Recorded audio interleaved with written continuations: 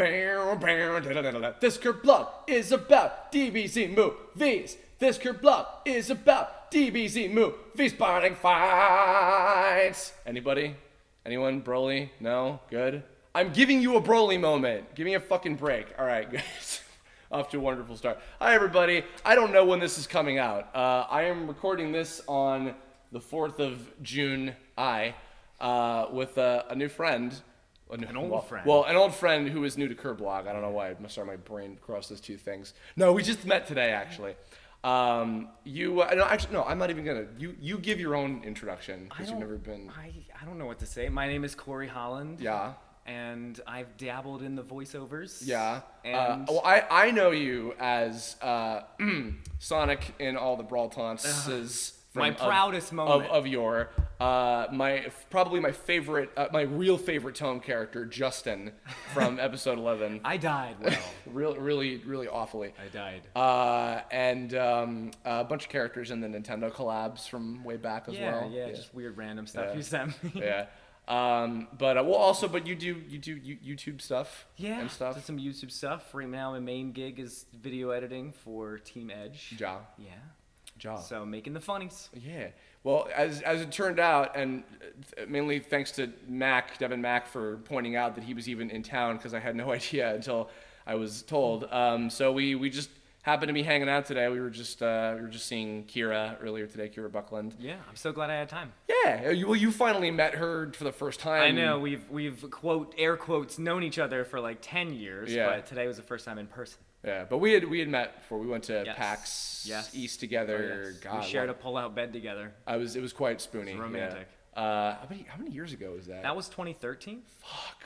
Oh my God. Yeah. That was like right before. I didn't move. I came to visit here for 2 weeks, but I don't know. Yeah, you moved like a year or two after that. Yeah. My God. I think weren't you still in college? No, I finished college in 2011. That's right. Yeah. In fact, actually, other little fun fact: Corey was going to voice the character that was based on Mike Lucas in my thesis film, Balancing Act. I sort of did. Yeah, well, he recorded for him, and I think I animated some stuff to him, but then in the end, he was not available to come to New York and record, so then Micah Solasad came in to replace him, but you were still in the special thanks because I loved you so. Yes. Anyway, I'm based in Philadelphia. What the fuck are we doing far away today? So I, by total happenstance, the day before this, or a couple days before this, I put out a Kirblog and got a question submitted in the comments by Jack Dreas, asking, could you discuss, and it's DBZ related, specifically he was interested in our opinions on the DBZ movies and specials. Yes. And I've done many DBZ topics before, mostly as of late about Super, and once in a while just kind of splurging about Kai. But I've not done one about the movies before, and I thought, you know what? Corey is a massive DBZ fan like myself. We have many times argued over terms and characters and do you want theories. to explain your screen name that I rip on you for? Oh, that's true. I have like the worst. I went by Mystic just because I think it's a great name, because I was one of the people that called Ultimate Gohan or Unlock Potential Gohan Mystic Gohan because I thought it sounded awesome. But my full username at a time was Mystic Shin Hanku, which is a mash of it's terrible. It's so dorky. What is the Hanku part, or Shin Hanku? I think if originally I actually meant to type Shen like Shenron. Oh, okay. But it was just like whoops. And Hanku, Gohan, Goku, just why not slap all the when there's all the fanfic, fusions and Potara earrings and all that. Yeah. Well, now with DBZ or Dragon Ball Fusions, you actually can do all that, which is amazing. Oh yeah. I haven't played that yet. But we've had many DBZ conversations, but never on a Kirblog. Excuse me, Morty. And every time I do this, I have some kind of like burpy shit happening because of my fucking water. It's your shtick. That's true. I usually do these with like Vegito EX and Kaiser Neko and other such folks. But I thought, this would be a fun one. And Corey's in town for like, you're going home in another day, I think. I'm flying out at 6 a.m. Oh yeah, tomorrow morning. So. I figured, fuck it, come on over and let's do this together. We'll scream. I'll take a nap. And I'll go home. So I guess in regards to the movies, we were actually in the car on the way here. I was kind of refreshing about the sort of history of the dub of DBZ as it kind of was around in the U.S. and when Funimation did those first 3 movies way back in the day. So I guess everybody listening, like, you know my whole fucking like origin story with DBZ, but they don't know yours. What's your whole like little quick history of the show and everything? I did not grow up watching anime. I just remember one time I was on a vacation, you know, where you sit and listen to people talk about condos and they'll let you stay in it for a weekend. Mm-hmm. And I think while my parents were in that meeting, I was probably like 10 or 11, and the episode of Goku going Super Saiyan for the first time was on TV, and I'd never seen anime, so it was just like, this looks crazy, this sounds crazy, and I have lost track of the guy with black hair. Now he has blonde hair, and it's just, but something about it was just really like enticing. And I'm curious, had you seen Pokemon before that? Or? I had seen. I didn't know what anime was, right? So I didn't understand that it was dubbing. I was used to. I loved cartoons, but that movement is just so much different. Yeah. The anime animation and the way the characters move, and just like the 1,000 lines across the screen. So it just was like sensory overlaid, and I just like fell in love with it from there. Well, because we're the same age, as I was reminded of today, and like for people of around our age range, like Pokemon and DBZ were like. I didn't have the WB channel, so that's right. I couldn't watch it. WB. I grew up. I didn't get like anything more than 3 channels. I grew up in the swamps of Maryland, so I didn't have any cartoons. Was when you went to like grandma's house, and there's no WB. And like Cartoon Network was very new, so like Toonami wasn't out yet and stuff like that. So no, by that point, I think if you saw the Super Saiyan transformation episode, I think it would have been Toonami by that point. Yeah, because I think the first episode of DBZ I saw was not even on Cartoon Network. It might have been on, I don't know, some other channel. I couldn't even. Well, because it used to be actually there was a while where back when the Ocean the Vancouver actors were still doing it. We were talking about that earlier too. It was syndicated on WB, and Pokemon, when it first started, it was like the first like 50-something episodes, like rerunning and syndication. It just happened to also be on WB before WB was like, we want Pokemon like fully for like a billion years. Yeah, the only thing my only experience with Pokemon was the just blue and red games and the cards, but I just never had access to the show. So, but there was a time where I would wake up in the morning and it was DBZ, like the early episodes with the Ocean dub, and then Pokemon Season 1 back to back at like 6:30 and 7 in the morning. What was the first DBZ episode you ever saw? The first one I saw, I've told this story briefly before, but the first one I ever saw was the filler episode where Bulma has to get the Dragon Ball from the crab underwater. That's a good one. It's the best episode. I'm loving the fights so, in that one. So upset that Kai cut that one. Lots of Supas and the Saiyans in that one. Yeah, and yet somehow that was enough to get me interested. I like this blue hair chick. Yeah. Well, because it ends with then like 2 of the Frieza henchmen being like, we're gonna get the Dragon Ball. Ooh, there's villains. Ooh, what's happening? Okay. They have lasers on their hands. Probably also the days of when I thought Double Dragon and Dragon Ball were the same thing. So it was really early. Either way. So I guess regarding you had mentioned, I think, in the car that Tree of Might was the first movie. Yeah, Tree of Might was the first one. I had this like crappy video store down the road from us because we didn't have Blockbuster around us either. I was very deprived as a child, and it was in one of those old hard cases that's like the plastic where you have to squeeze the side to get the VHS out. Yeah. And it was Tree of Might, and I was like, oh my goodness, a Dragon Ball Z movie? Because they put Dragon Ball Z the movie and then Tree of Might. Yeah, I was like, wait, what? Yeah, and I think Tree of Might was the 3rd movie, so I didn't know of any other Dragon Ball movies. I just saw like, oh look, Goku's wearing Saiyan armor, you know? Yeah. It was like, is he evil? Yeah, so Ooh. and just like, I think that was probably the first time I saw Gohan transform into the giant ape. Uzaru. Yep. And just so many things I hadn't seen before, but a lot of elements of it that I loved, like the monster transformation with the fruit and all these different things. So it was and it was I was at that time used to the Funimation dub, but the version that I saw had the so that was voices. The first time you heard the Canadian. Yes, so I had never seen it, so I didn't quite understand why their voices sounded off. That's funny. Okay. And was it Mike McFarlane? No, who's the guy that did the Piccolo? He was the same guy that did Wolverine and the X-Men. Oh, no, that's Scott McNeil. Scott McNeil. Mike McFarlane is... he's Master Roshi. That's correct. Yeah. So like just hearing Piccolo have that sort of like rough voice, and it was just so strange. And I was telling Chris in the car that Goku, instead of being like, I am Goku, I'm from Earth, it was like, my name is Goku! And he just had, every time, he said his name so many times in the show, and Turles was like, come over here, Kakarot, and he's like, I told you, my name is Goku! And I was like, why is there so much emphasis on the coup? Back when Rolf from Ed, Edd n Eddy was, he was quite good at doing that, like the Japanese style. But it was Goku capital screams. G, lowercase O, capital K, capital U. no! Like, Yeah. it's just Well, you ever seen like in some of the Japanese merchandise where like they spell his name Goko? Goko? Like yeah, Gokou. Well, it can't be bad as Yeah. Giko. Can we not? We're not talking about that movie for fuck's sake. That deserves its own Kirblog by itself, honestly. I never paid money. Well, you were smart for that. Actually, so we'll go out of order, but I'll say because similarly, Tree of Might was also the first one you one I saw.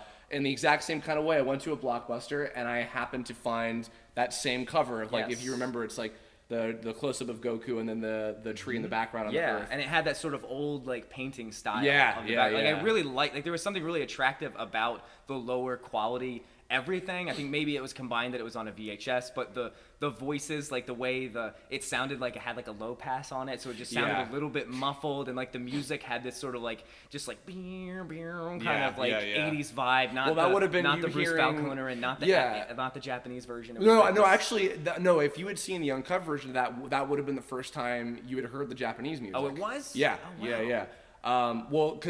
So it's interesting because I believe I rented that first before it was running on Toonami before I had seen the TV version of it, because as I had found out later on, and it made sense to me, apparently there were two different Canadian dubs of Tree of Might. There was one where Ian Corlett was still doing Goku, and it was split up into 3 episodes, and it just like aired on alongside. TV. Yeah, like just in the middle of the Saiyan and Namek stuff.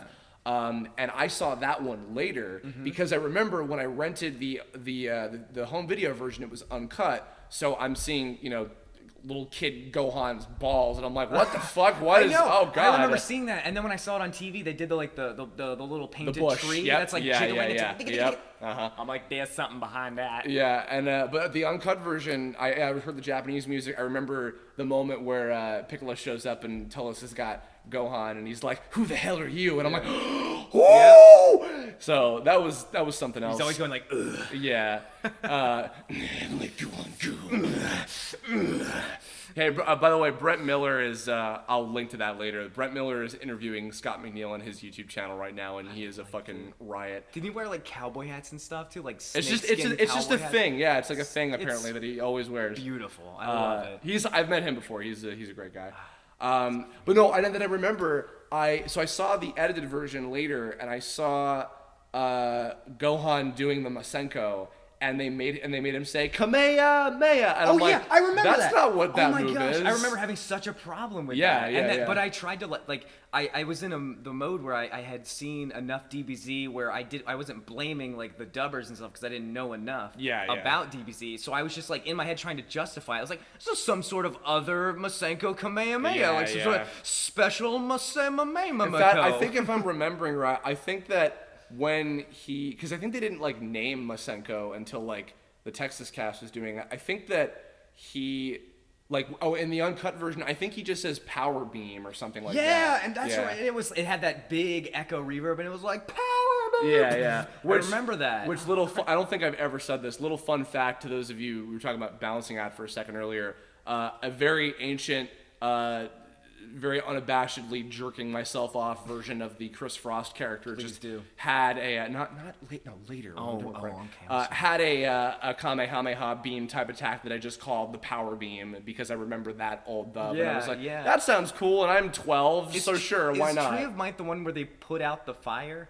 Yes, in the very beginning. Yeah, with the forest, and Oolong was making fun of Gohan's outfit, and he's like, "You look like a midget pack mule."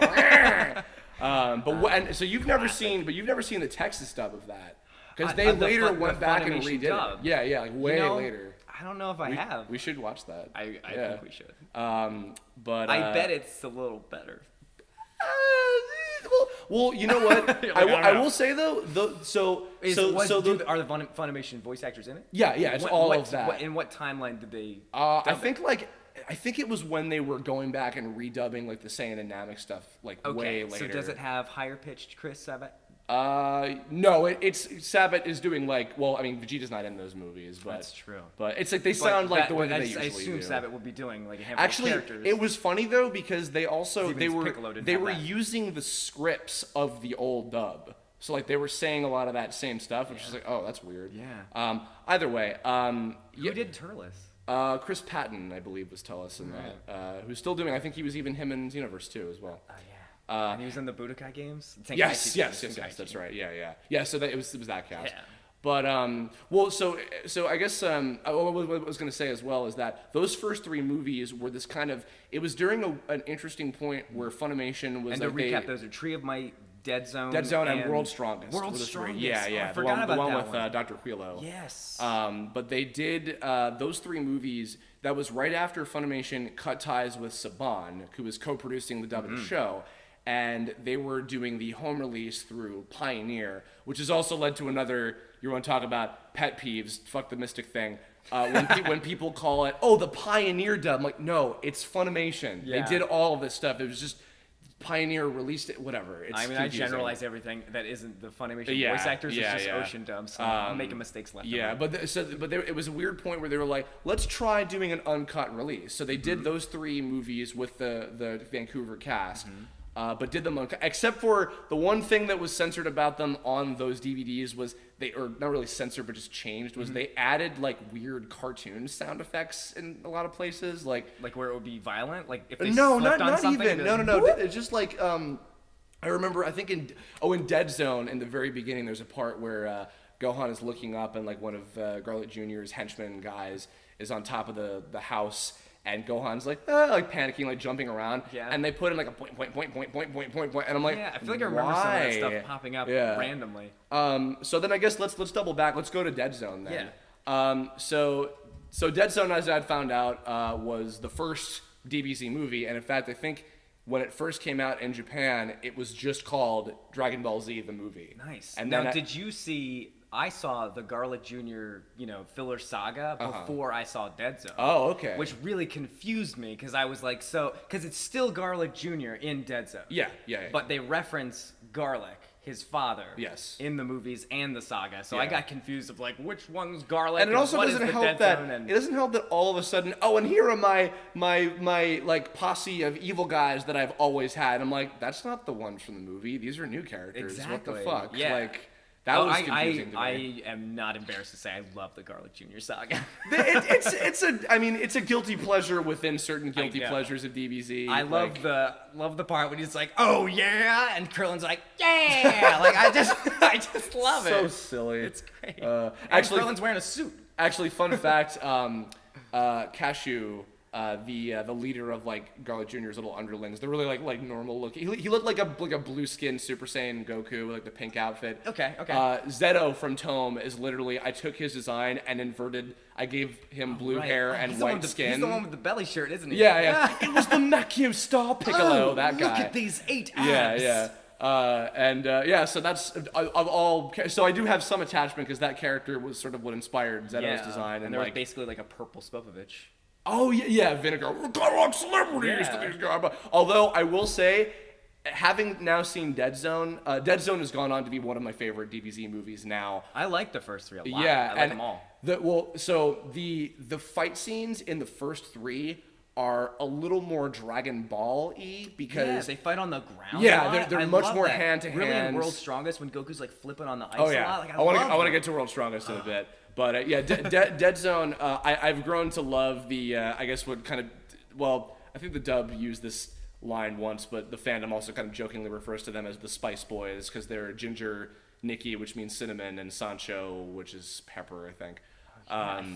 Was that ever said in the dub? What? The Spice Boys? I think in the saga they were like the Spice Boys. Yeah, because I was gonna say, I was like, that sounds real familiar. Yeah, because they were cashew, vinegar, salt, and mustard were the 4 in the show. And Jason. Jason, my favorite spice that I put on my fucking macaroni. But Ginger, Nikki, and Sancho I love because they're just so like goofy and ridiculous, and like their designs are really fun, and like all the fight scenes with them are super cool. Let's cosplay as the Spice Boys. Oh boy, I get to be Nikki. Oh, that kid is a pest. Transformed versions. And Garlic Jr., who both of his actors, the original Don Brown was the guy that used to do King Kai. That's no ordinary kid. Yeah. And then oh my god. Yeah, and then later Chuck Huber. I love that when he's Yeah. like, ooh, a curveball. Yeah. So yeah, but and his Japanese actor is also He's the one that does Pilaf too. yeah. right? Well, in the series it was, in the movie Right. it was somebody different. Yes. But yeah, same kind of thing, and it was like if Pilaf was threatening kind of yeah. voice. Which I've enjoyed their little cameos in Super. Oh, Pilaf's the best. enjoyed Yeah, it. the Pilaf gang is Yeah. great. The whole, like Little My thing, But which I haven't had filled in. I don't understand why they're children. oh, you'll get to that. You'll get to confused. that. He's behind on Super a little bit. He's got to catch up. I don't know. Yeah, Dead Zone, like, I think in my later years has gone on to be one of my favorite. Actually, I need to rewatch it. Dead Zone, and it's weird because Tree of Might for a long time seemed like it was the most popular of those original three. I think it was the most just like put out there. More Yeah. often was on. They played it on Toonami several lot. times. Yeah, so yeah. People saw it most because I even said I mistakenly thought it was the first DBZ Yeah, movie. yeah. Well, and also, I mean, and like, tell us like the novelty of an evil Goku, whoa, and his like villains are kind of cooler Which looking. There are so many Goku clones. Well, yeah, by this point now, Yeah. for fuck's sake. Not even counting Goku Black. Yeah, but no. When I look back on Dead Zone and then World's Strongest, which one I get to in a second, like, I mean, like the animation on all the movies are always significantly better looking than the show. Like it's always like the best looking. Yeah.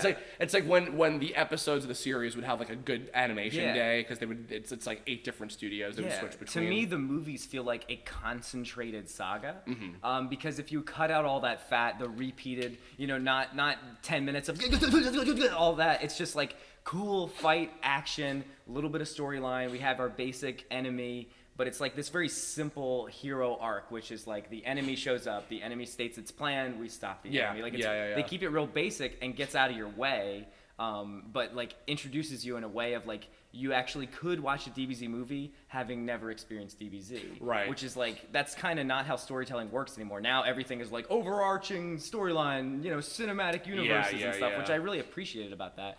Well, they're like, what are they, like 60 minutes long? Yeah, most of them are, I think, actually less, like just under an hour. Yeah, but it just, the pacing of it was just clean. I liked it a lot. Like, well, because especially those first couple, yeah, we can move into World's Strongest as well. They were just like a quick little like adventure with Goku and a couple of his immediate friends, and like, oh, we got to go stop this bad guy, and like Piccolo's still kind of an asshole, but he's like beginning to be nicer. You like I don't know, it feels like almost like video gamey to me. Like it's just a little bit. It's really like snappy. I like it a lot. And go with on Dead Zone, one thing that I really love, and they really come back to it in that Garlic Jr. saga, which is Garlic's relationship with Gohan. And like Gohan, that's one of the first times you really get to see Gohan do a lot.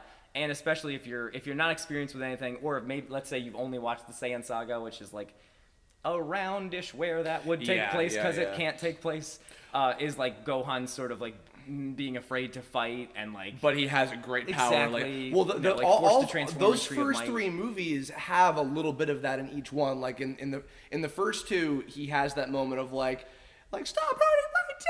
I know. And then the third one, he has the Ozaru transformation. Exactly. But like in the saga, Garlic Jr. saga, when he has that, when the Dead Zone is open and he's like in that shield trying to protect like Piccolo, when like as a viewer you're like just shoots, you can just knock him out. But there's like there's this drama to it, and then finally he like gets over it, because that's what's great about Gohan is like the whole I don't want to fight, where you're like, well, the sky is open, you should do something, kid. But it was just really.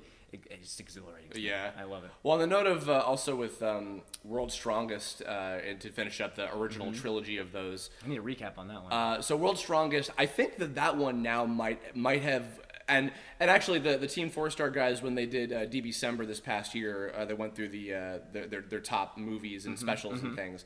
That one, like in terms of the animation, the pacing, the cool fight scenes, the story is simple and straightforward. Excuse me. I think that of the original 3, World's Strongest now has gone on to be my favorite. Yeah. A really cool little thing that I liked about looking at it now was now that I'm a little more familiar with the Shunsuke Kikuchi's original music for DBZ in Japanese. Same. There's a part, and actually there's a part in Dead Zone as well when Goku and Piccolo are fighting, where they intersperse Mystical Adventure, dun dun dun dun dun dun dun dun dun, because it was still that kind of early point of like we're sort of like the Dragon Ball-y. the Z era is like only just We're beginning. not sure what the Z is for yet. Yeah, well, do you know what the Z was for? What is the Z for? Do I know? Corey's gonna learn something Do I fun know? today. I So don't when they remember. were starting up at the beginning of what we know as the Z era, with Yeah. where Raditz shows up, they were like, because I mean they do stuff like this all the time, like Naruto Shippuden Yeah. and Pokemon whatever. You Right. know? They were like, we want to rebrand the show with a new name. Toriyama Sensei, what do we call it? And he's like, well, I think I'm getting kind of close to the end, because I think at the time he was thinking Frieza might have been like the end. He's like, call it Dragon Ball Z, because I think we're towards the end of the story now. And then 300 Z is at the episodes end later. That's so funny. So now you know. That's know. why. I don't know if I've heard that before. Yeah, that's not a my dad works at Nintendo thing. That's a legit. That's where I came from. for it, fanboy. But yeah, World's Strongest, and also a big highlight. Even though, like, I don't know, I feel like because he's not like a character that's ever been playable in any video game, but I really like Dr. Kochin, the like creepy, really old guy that like turns out to be a cyborg. Yeah, well, isn't his like giant robot form in one of the things? No, that's Wheelo. Dr. Oh, that's Wheelo the was same. he was the brain. Okay. Kochin was his little like assistant guy that was all like, I'm going to Dr. Wheelo. Right. But he's so fucking like, I'll get a picture of him. We have Google image search in front of us. Now going down memory lane. Yeah, but this as soon as you see this guy, this fucking Oh right. Well, creepo. that makes sense why he's not playable. Yeah, but he's so fucking like weird and entertaining, and he's got his like bizarre. big gun arm and his cane. Yeah. So World's Strongest, I think that's definitely gone on to be one of my favorites. Like, in fact, actually, I was gonna say this earlier too regarding. I just love the look of them. Like, they had the thinner faces. Like, something about... Like, I'm really enjoying the animation style of Dragon Ball Super, but, like, there's just the aesthetic and look of, like, the old Saiyan saga and early Frieza saga, and the movies have that. I love the thin face, the messy lines. The nice colors the and painted stuff. backgrounds. Yeah. I love that. So... And I just love the way they incorporated other characters, like they tapping into Master Roshi and stuff like that. And also because like World's Strongest, like I feel when I look at all three of them, like these first three in a row, that's the one that like exemplifies those cool things like the most of all of them. Right, and I think World's Strongest was the first time I knew anything about Master Roshi's background, because I saw most of Dragon Ball Z before I saw Dragon Ball. So it was one of the first time I saw Master Roshi fight and be cool. You kick some shit out of people, and the opening of the movie is they approach him thinking he is the world's strongest. Correct? Yeah. So the little Cybermen lo clones. and behold. And actually, because you were talking about this earlier, I was going to say. The ocean dubs of these three movies actually do hold up pretty well. Yeah. Like they're actually legit kind of good. I like them because I have both the Funimation redub that they did with the Texas cast later in some box set somewhere, and then I think I have Dead Zone up there, and then my friend Steve has. Oh no, I do have World's Strongest as well, and Steve has it. And we watched that together, and that was a lot of fun. Now, what after the original All right, Trinity? What came next? So this was I think that they started doing some of the other movies. I think while they were dubbing the Boo stuff, it might have been kind of around that area. So what came after that one was Lord Slug. What's your opinion on Lord Slug? All right, Lord Slug, I think in fandom now has gone on to be one of the more like hated on movies.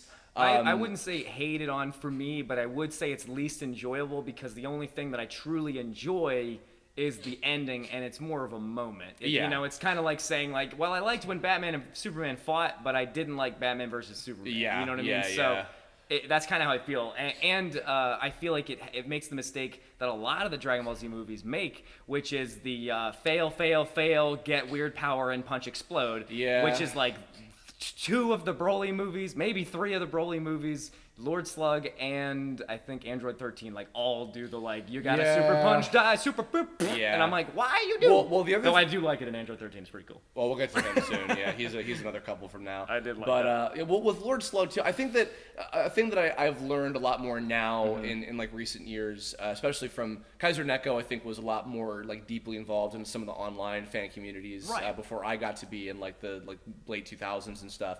But things that I was learning is that fans who really came to appreciate like the Dragon Ball like thing as a whole, like not just Z because of the Toonami nostalgia. When they got into Dragon Ball and they look back on Lord Slug, it's just like, oh, this is just the Demon King Piccolo arc summed up in a movie and not as good. Exactly. It's literally that. And I feel, I mean, even right now, we have the cover up in front of us, the cover of one of the VHSs or DVDs, and it's just a bit of a lazy design. It kind of reeks of the old-fashioned like cover where the enemy is like shrouded in the back with his hands over the enemy. And even looking at some of his henchmen, they have kind of, I don't want to use the word lazy because I do not work in the animation industry, but the design of some of these enemies are just old-fashioned and a little like they don't, not as much heart and love is in them as other movies and the show as a whole. But like the costumes of the henchmen is just kind of forgettable. They all look very like just like forgettable type of they kind of look characters. like early '90s like WWF wrestlers. You know what I mean? Like it's just they're all like very bulky. It's very like like strips of fabric just strapped across nipples. It's such a bummer too because like Lord Slug conceptually like could have been like an Namekian villain. I want like an evil Namek too because I love the Piccolo. I almost said Piccolo Daimao. I mean, you can. Piccolo Daimao. I think Vegito EX would be very proud of you for that. I almost like the old King Piccolo saga was great, and even like some of the weird characters that he spat out in Dragon Ball, like all the percussionists, all the ones that he popped out. Some of them were just like.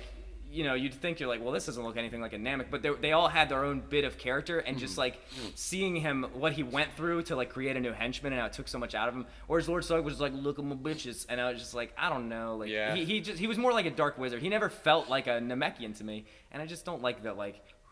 Brought him down, Oh, the whistling, Well, that was kind of just like so ridiculous. It was funny almost. And then from that we stemmed the Gohan dance that has been remixed. Gohan, Jesus Christ! Oh God! No, and do you remember your reaction the first time you watched the movie and Piccolo was like, Gohan, snaps his ears off? Oh God! Oh no! Don't! Why did you do that? DBZ is hardcore. I just want him to do that, and then the plan like fails because then someone's like, Piccolo, what should we do next? And he's like, huh? What? Welcome to what Team 4-Star did. You gotta catch up on your abridged. I know, I'm watching up a bridge series. You silly. Silly. Well, funny thing to mention, we haven't talked about this a whole lot yet, but so the whole kind of advent with these movies, from what I've later learned on. Oh, I never finished this thought, but the bit about how Dead Zone in Japan, I think at first was just called DBZ the movie. Yeah. I think later the Japanese title was just like Return My Gohan or something, which is what he says when he like flies down to the villains. Yeah. I love how, by the way, like a lot of the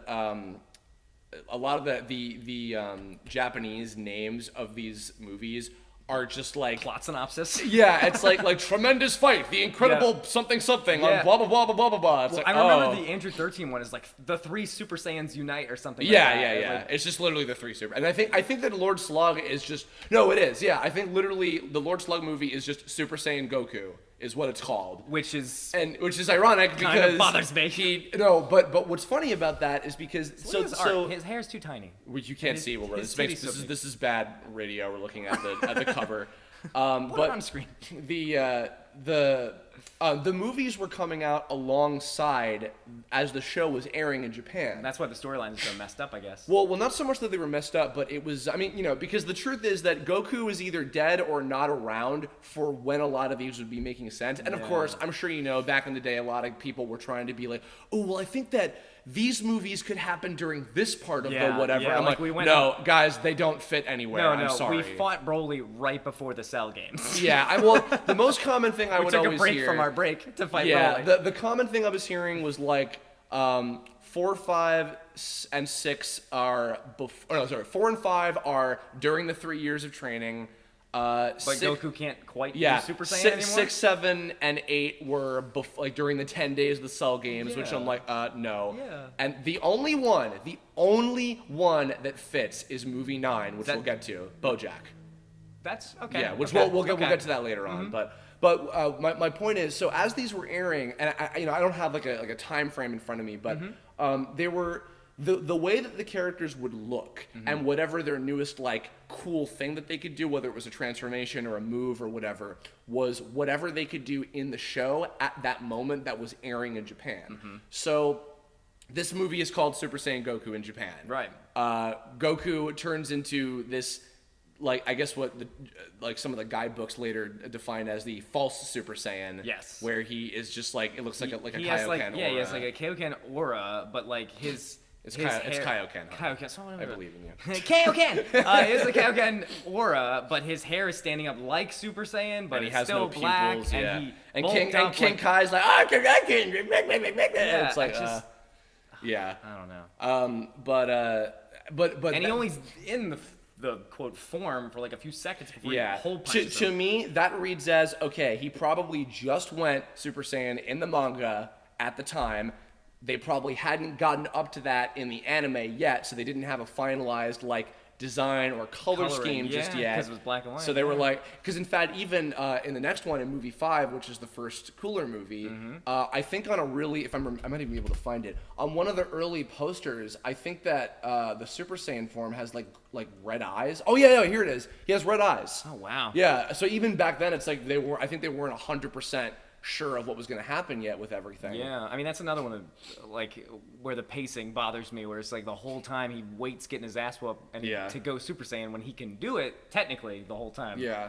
Well, I guess moving on to Cooler. So Cooler, I think, was a character that was that very like the schoolyard talk made him out to be a lot cooler than he actually was. Right. Because you know when you're like 10 Honestly, and I think his design made him cooler. Like his design is kind of neat. He has this sort of space age like Darth Vader alien. The deep voice. His like fifth form or whatever. Exactly. The fuck it is, yeah.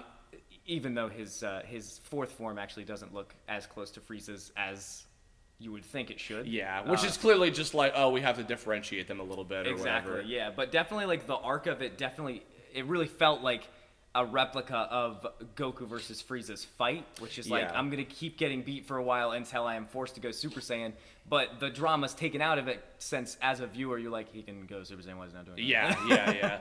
There's a couple things that I do like a bit about the first one of the two Cooler movies.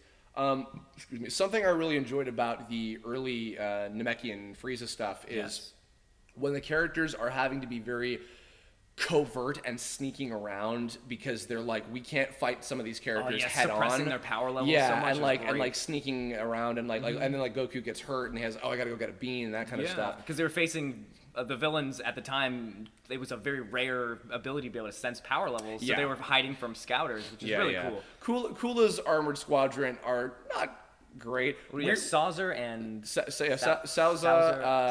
Okay, they're all dressings because it's Dore, which is dressing. Yeah. Naze, which is mayonnaise. Okay, I always thought it was like saucer.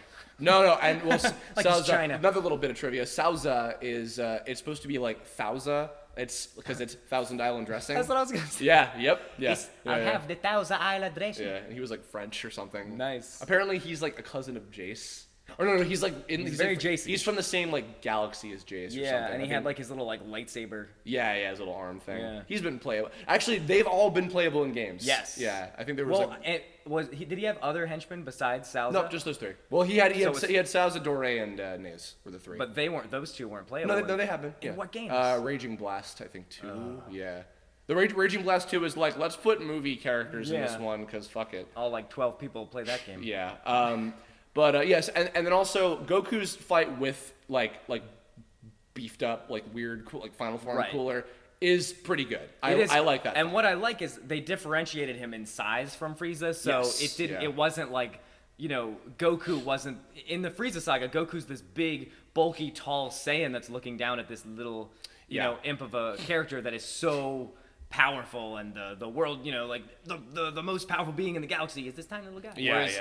Whereas Cooler is the complete opposite of that. So like he had, and even in the games, I remember some of his moves were these like charge, like plow through moves. Where, like, his just physical chest and shoulders would just run you over. So it was a different dynamic than. Funnily enough, by the way, and I do like dub Cooler as well, but Japanese Cooler is the same guy who plays Frieza. And Frieza does he change it up? Yes, because so the way he speaks for Frieza, and Chris Ayres now and the new writing very much encapsulates this. He has this very like effeminate, passive aggressive way of speaking. Right. Cooler is much more just like he's a dick. Yeah. Like so he's much more like kind of maybe not necessarily manly, but just like like more masculine compared to the way that absolutely, Frieza I totally speaks. get. It's very And fake kind of thing. I mean, maybe so much his fourth form still has that sort of feminine A little bit, yeah. design, but the fifth form definitely has like a way more burly masculine look to it. Yeah, for so sure. a lot of times the Japanese dubs didn't do this, but the American one changed his fifth form voice to have that sort of chromy Bane voice. I'm assuming the Japanese didn't do that. I actually don't think I've heard the transformed state in because they Japanese usually before. don't. They usually have a very like. I mean, I'll be honest. Actually, it's similar funny to Frieza, because I think that later on, like even in some of the later releases and some stuff, Funimation would like take away the like pitch down filter because like it's very like antiquated kind it of thing. depends on the it. character. Sometimes I'm okay with it. If but they're it like depends. a monster, like when they like if it's like an Ozaru or something, it's like no shit. Makes that one sounds great. Whereas like Zarbon's transformation, like Chris Sabat could probably just pitch it down himself. Yeah. And Actually, he doesn't even do Zarbon anymore. He does. Yeah, it's J. Michael Tatum. I'm so lost. You've probably heard. Well, if you've been watching Kai, you've probably heard the news Zarbon. Probably. You didn't even know. I know. Movie, it's probably been a while since I've seen movie it, 6. Movie 6 is dumb. Wait, is the next one medical? Yeah, it's not. Yeah, it's I'd not say good. this is one of those ones where it's like, we're gonna slack off a little bit on storyline, but we're gonna pick it up on fan service, which is look at all these Super Saiyans, Yeah. and let's see Goku and Vegeta fighting together. Although it's a bummer because also looking back on this one more recently, the animation is garbage. It's messy. It just It's looks like messy. it just looks like an episode. It's very messy. Yeah. And I one of the things that really bothers me is it really doesn't have much of a climax because Metacooler is brought in as more powerful than Cooler, but he is undermined by the fact that he can create a million of himself. So how powerful he is makes no sense. It's kind of like Shredder in the new Ninja Turtles. It's like, I have all this kung fu ability, but I have a big mechanical suit, so who cares? You know what I mean? So like they defeat Metacooler, and then just a million Metacoolers start coming out, and they defeat those. And I'm like, well, how strong are you as Super Saiyans? Like, you've now undermined his coolness. Like it's kind of my same critique of all the enemies in a row that can like just regenerate their limbs, regenerate their head, regenerate their cells and molecules and stuff. It's a bummer. Like conceptually, there were like a couple. I loved getting to go to New Namekian to New Namek. Yes, was kind of a cool idea, and like I don't know, like the army. Yeah, but like just the idea of the army was cool. so. Yeah, it's just like who gives a shit. Yeah, they're fighting wires, and then it becomes more of like an Indiana Jones escape the rolling ball type of thing as the planet is falling apart. Yeah. Which is just, it didn't have the same style. Whereas going back to the original shows, we felt like we had this blend of like Dragon Ball and Dragon Ball Z, and it felt that. Yeah. And then as we got into to these movies, like Metacooler, Cooler, Android 13, they felt more like a long, like a hefty, fat episode. Yeah. As opposed to this sort of succinct storyline. Well, actually, we can move on to this next one. It was like they were fighting to be in the universe. Yeah. And that's the problem with cinema today. Well, 6 and 7. We can move on to 7 now. The Android 13, 14, yeah, I don't and 15 even remember movie. the order. Well, actually, so fun fact too. I had like the clamshell VHS tapes of these with like, the big bulky thing. Yeah, the Disney case. I had those of 6 and 7 had it too. somewhere. It's bulky nonsense. Yeah, me too. So we get the infamous ball punch in this one. The truly the best. Yes. Bonk. And the sound. So good. Excellent job by Sean Schemmel. He's like, it was great. Clip the audio. Oh, we did. I have to go do some doctoring after this. Well, also, so Android 13 was a weird like thing that had like a lot goofy. of. Well, he had a lot of merchandise that was out over here because already before it came out. Oh yeah. Well, Okay. see, here's the weird thing about the presence of merch over here was that.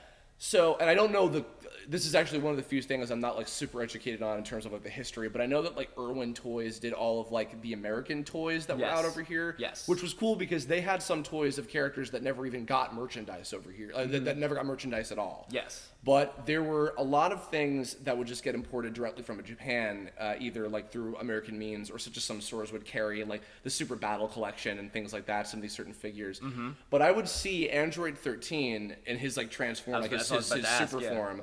I didn't even see his like base form at all for a long time until this movie came out. Red and Blue 13. Yeah, I would see him like all over the place. I'm like, what the fuck? And I Blue actually Broly? And for a long time, I didn't even know about the androids until the So he was maybe one of the first androids you saw. Technically, he might have been. That's because funny. I knew who Cell was because I would just see Cell and like see, in things. I had the Beckett collector's magazines thing. I'd get from the grocery Yep. store, Yeah, and I yeah. did get one subscription. But I remember the first book I got was one of them collector's ones, real thick, Yeah. and it had lots of pictures of the characters. And since half of these characters were done and fleshed out in the mid to late '80s in Japan, you're getting pictures of all these characters. Sometimes their names are like kind of wrong and Beckett and stuff. Yeah. So it's just me and my friends were just like, yep, this is that and this is that. Like we called, like for example, Gogeta, we called him Gotenks because it was just all flipped around because it was just like, oh yeah, that must be Gotenks when he gets older. Like you're just making your own. I remember a head. common one was Dabura, the devil guy. Yeah. Dabura. It's supposed to be. I found out later. Another thing. Did Kai fix that? No, because that's just how the dub pronounces it. But it was supposed to be something like Dabra, because it's like that's not enough flaps. It's no, it's not that, but it's abracadabra, because like bibbidi bobbidi boo, abracadabra, all those henchmen are they're magical incantations. But they got a cease and desist from Pokemon. Kadabra. No, I remember seeing his name written as Doubler a lot. Okay. Or something. I guess yeah. There's a lot of weird pronunciations with the spelling of things in those magazines. Nobody knew shit or whatever. But so this one, I didn't know about the androids until close to when the android episodes were being released on VHS before they were airing on TV. Yeah, and I only knew who Cell was. This movie, I think, does. I got to put this movie higher up on enjoyment for me. Okay. I really liked Android 13, and I owned it. Maybe I watched it more often. Maybe that's why. Mm-hmm. But this one I felt did a pretty good job of like telling you where you were in the storyline, relatively. Cool locations with the city in the beginning. The big glacier area was cool. I like the way it's established with like a little bit of like regular life, not just like training in the mountains. Yeah. And then just sort of like shit gets real when like buildings start exploding and the androids are attacking the city, which I always find a little bit more dramatic because there's the urgency to get them out of the city. Yeah. And there was a little bit of that. There was one of my favorite moments because it was funny but also dramatic when Trunks shows up. Mm-hmm. And I think it's Android 15 who Android 15 was 15's the short one, 15's 14's the big one. Yeah. I love Android 15's design because it's hilarious. They all three had very like caricature type very design. unique.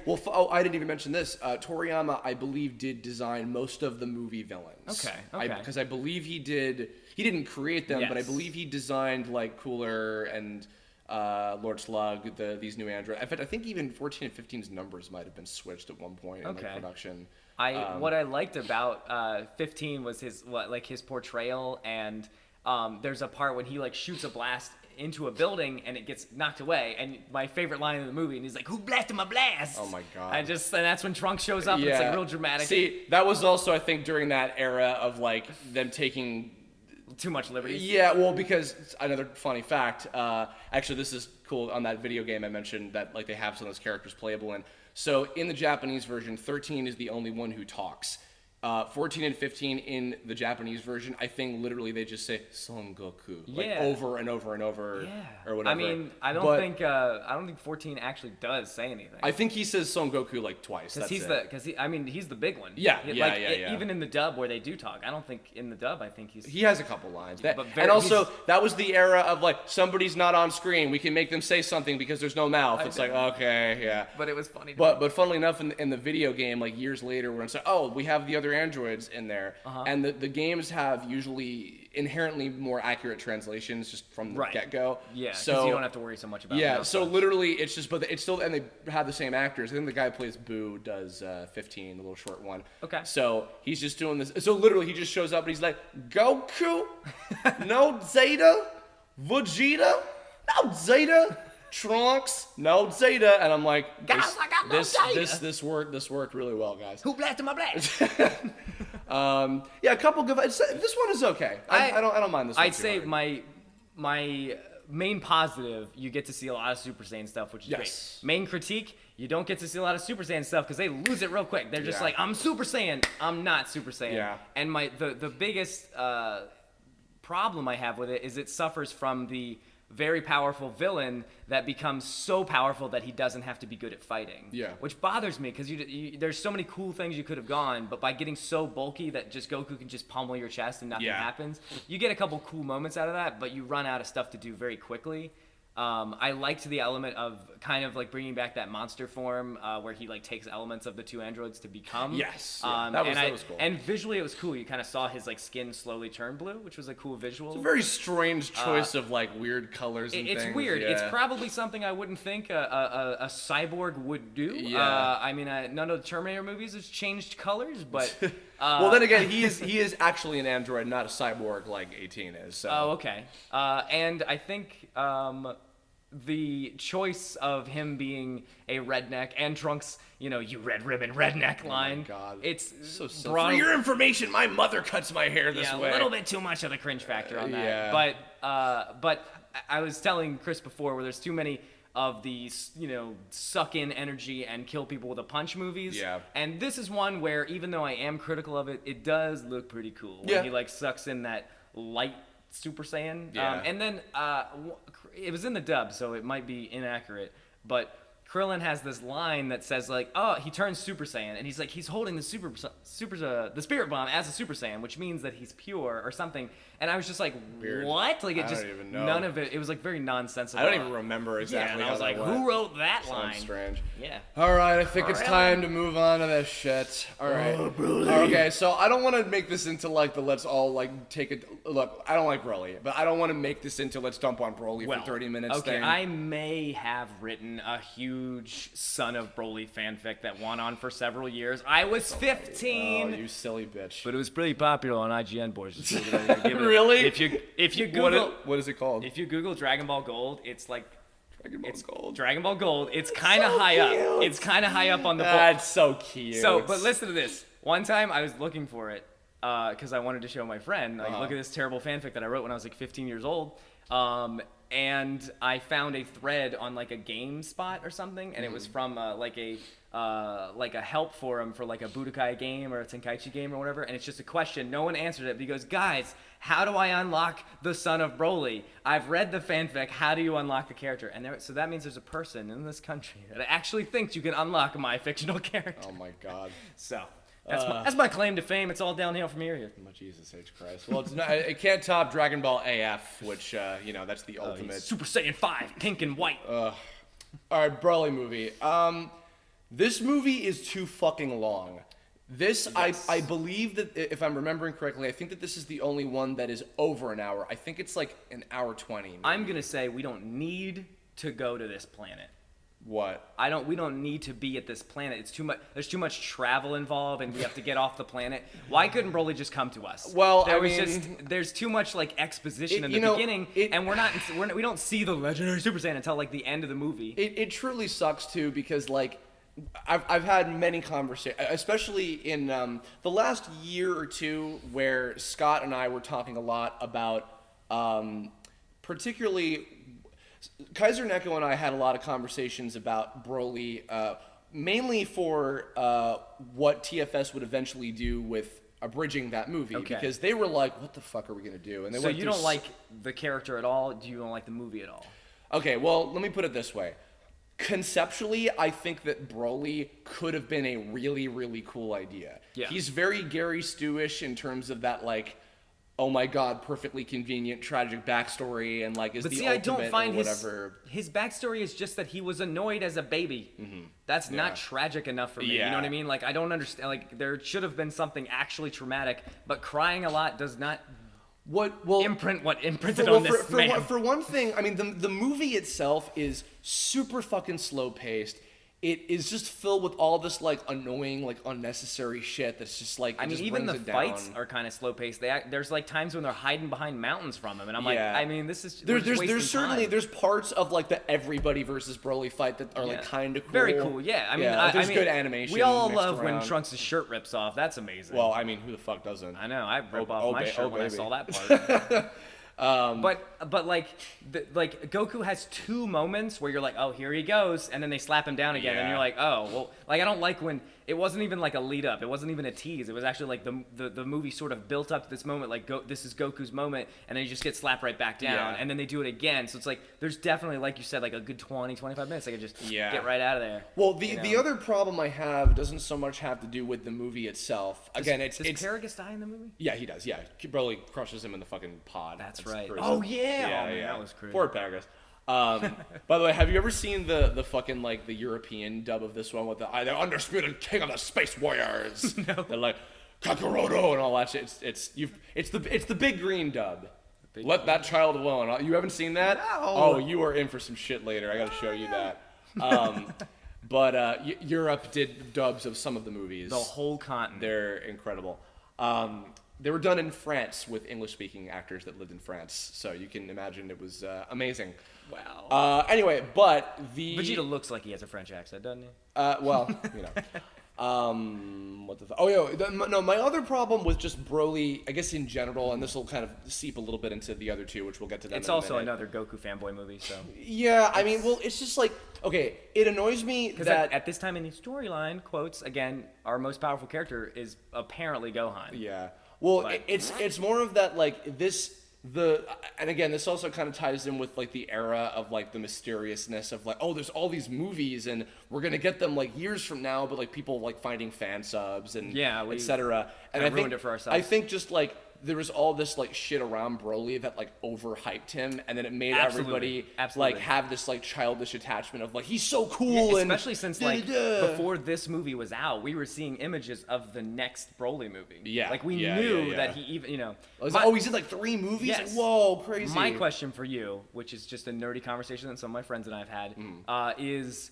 Do you consider the legendary Super Saiyan a title or a transformation? Is he the legendary Super Saiyan because he was born with this huge ability, or is he the legendary Super Saiyan because he has achieved a transformation? Yeah, well, I think it's a little bit of both. That's exactly how I feel. The reason I'm on both sides of it is because I feel like he probably is born with this ability that no one else can do. But if you watch him when he does his big thing, his skin actually breaks apart. Like again, this might just be like an abstract design choice. I think it was more of just like, oh, that looks cool in the animation. Exactly. So it could be just like a, you know, let's just say like it's his energy outside of himself, and you see it cracking. But in both the first and the second Broly movie, you actually see these like. There's like a blast wave and like goo goes everywhere as though he like almost like a snake sheds a skin. Well, and even you know, by this point, I don't know if anything new has happened with this character, but one of the new characters, Kale in Dragon Ball Super, has a transformation that makes her look a lot like specifically the Broly type of Super Saiyan form. Does she have the greenish tint? The greenish tint of hair, the lack of pupils, the very muscly build. You've probably seen pictures of her around. Yeah. Is she the first female Super Saiyan? No, Caulifla actually becomes a Super Saiyan before her as the other character. I am so behind. I love Caulifla so much. She's such a hottie. Sorry. Sorry. And it's healthy. Yes, eat your cauliflower, everybody. Your cauliflower. Anyway, so no, but I think it's partially that it's a title of like an in the moment, like, oh, let's have this like kind of like weird out there Super Saiyan type thing, and also because again, as I was telling you when we were at coffee earlier, there's an in-universe and out-of-universe like explanation for everything. Yeah, you have to be able to let some things go. Legendary Super Saiyan form Broly is a marketing thing that looks really good on merchandise and video games and cards and lots of shit. So and in the magazines they'll just type LSSJ to save characters. Sure. So yeah, I mean, but it's whatever. Yeah. And Broly, it's. So I will say that like the moment that he is defeated in that movie is obviously an attractive moment. But again, just like Android 13, it was just so anticlimactic because he punches him and it wasn't even like that was what defeated him. He's punched and then just like sort of moves away from Goku and reacts and becomes Jello and blows and it just was, I don't know. It was not very satisfying. A lot of that movie is not very satisfying. The planet is just this desolate blue wasteland. Whereas, like when we watched when we went to Namek and when Namek was being destroyed, there was a lot of things in the background like lava and the blue trees and a lot of like color contrast. Whereas this is just this blue, and it's just very boring. It's like these blue paintings, and they just took the drawings of the characters, just slapped them right on top. It just doesn't feel. together as much of the old 3 movies. Like I feel like Yeah. none of the movies really felt like what it's so separate. You know what? We went a little out of order earlier. I actually want to let's stay on the Broly train for a bit. So let's skip Is 9. the next movie? No, because the next one is Bojack. So let's skip. I want to come back to the Bojack. We one. might praise Bojack a little bit. Oh, just a tad. So movie 10. Okay, so this one for me is probably what Android 13 movie is for you. I have a slight attachment to this one because I enjoyed it. This is one of the first Japanese DBZ things that I ever saw. Okay. So I haven't seen it in Japanese. I haven't seen any of the movies in Japanese. Okay. So I rented this one. So I've talked on many of the other DBZ Kirblogs about a place called Collector's Kingdom, which was a place that carried lots of shitty fan sub VHS tapes and you would rent them. So I rented some GT stuff. And I believe that this was the first Japanese DBZ thing that I rented. Nice. I will say I haven't seen any of the Broly movies in Japanese except like sections.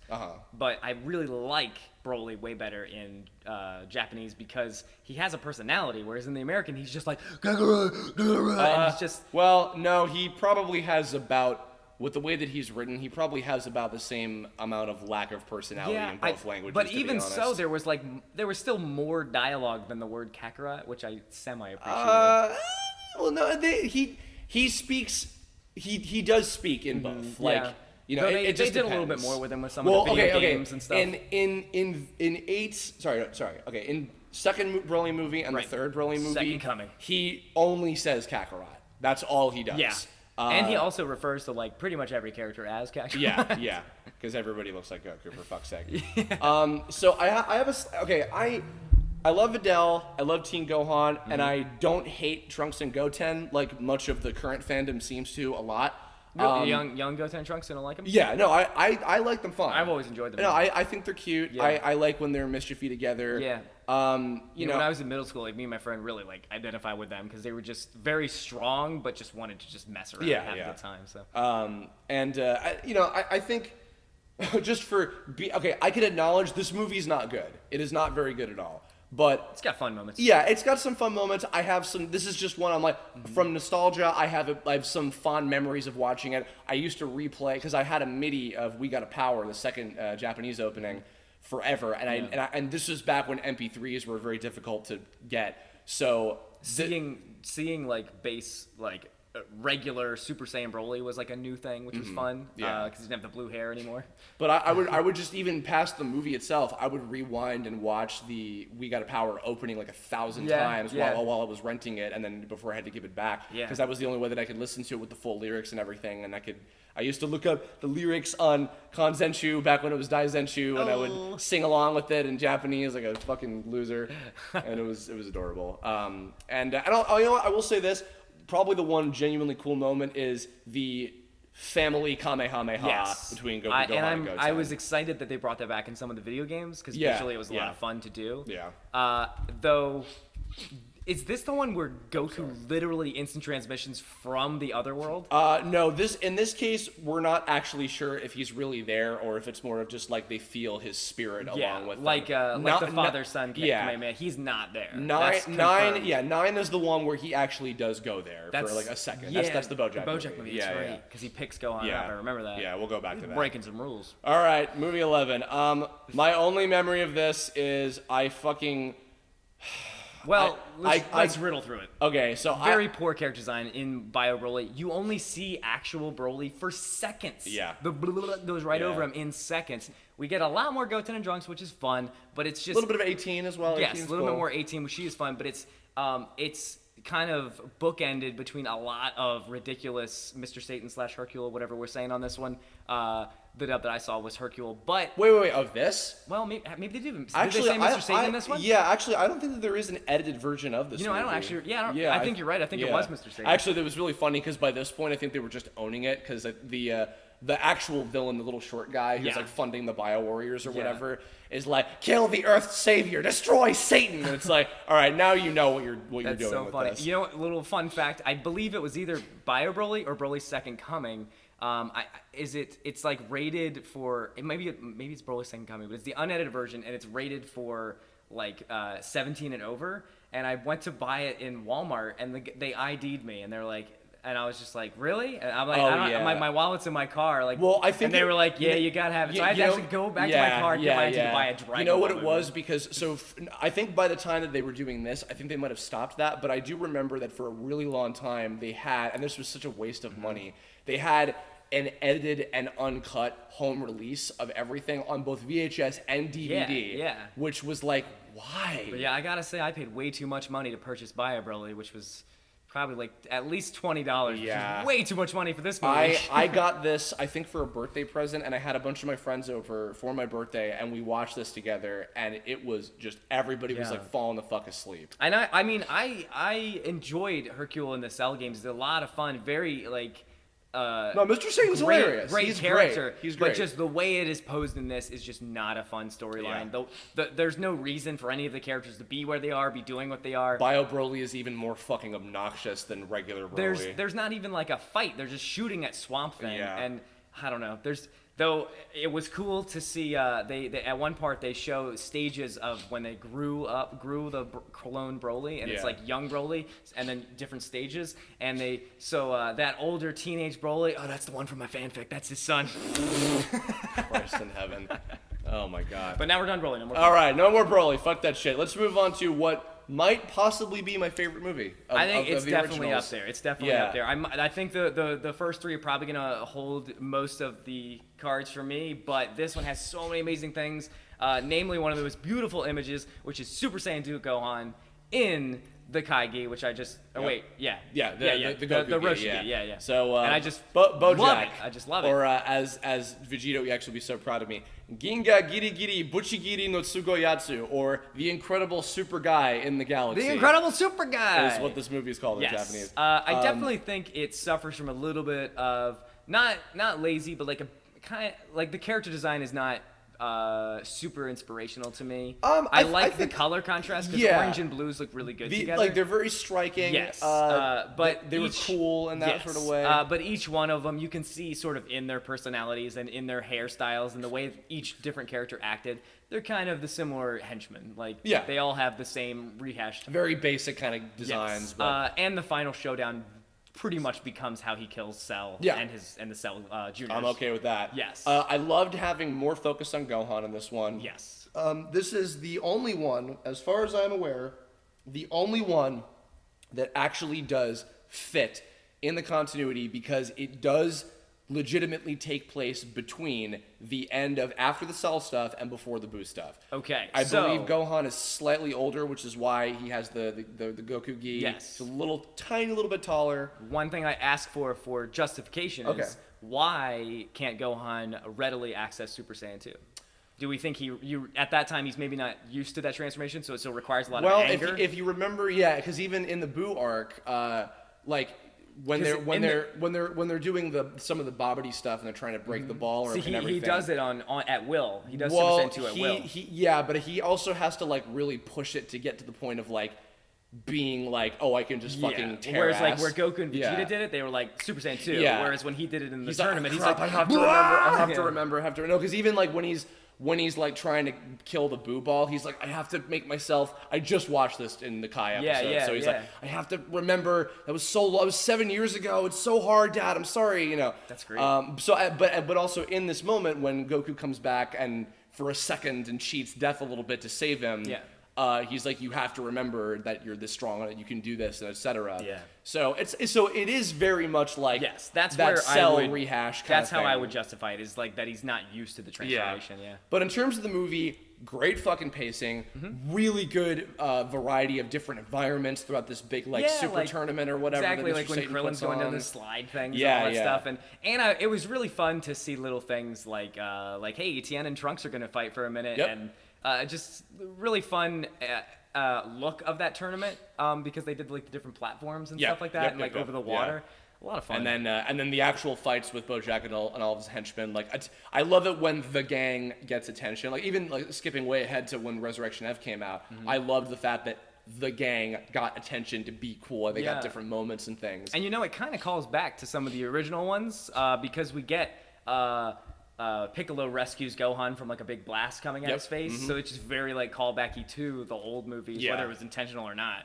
But I definitely appreciate that sort of thing. Yeah. And Vegeta has like his moment where basically he's like, you know, full of pride, but he understands he's not as strong as these guys. But he's like, I'm gonna do what I can, you know. And it's funny because, like, you know, in the case of, I think probably the only glaring weakness is that while Bojack and his pirate guys are cool, not terribly interesting. Exactly. That was kind of my fault, but I yeah. kind of liked that Bojack was so full of himself that for a while he's just like, I'm not gonna fight. I'm gonna watch this unfold, which was a lot of fun. And you don't know that he has a transformation. Yeah, which was interesting because also I think that transformation was just how they looked originally. Was they had the kind of greenish skin at first? Yeah, it's like palette swap. But see what I mean when in terms of but we can give him a super form and make that a separate thing in the video games, the merchandise. That's how it's. I think the pacing of Bojack is kind of what Broly should have been. Yeah. Because it has almost the same arc as Broly, just less of the snores. Yeah.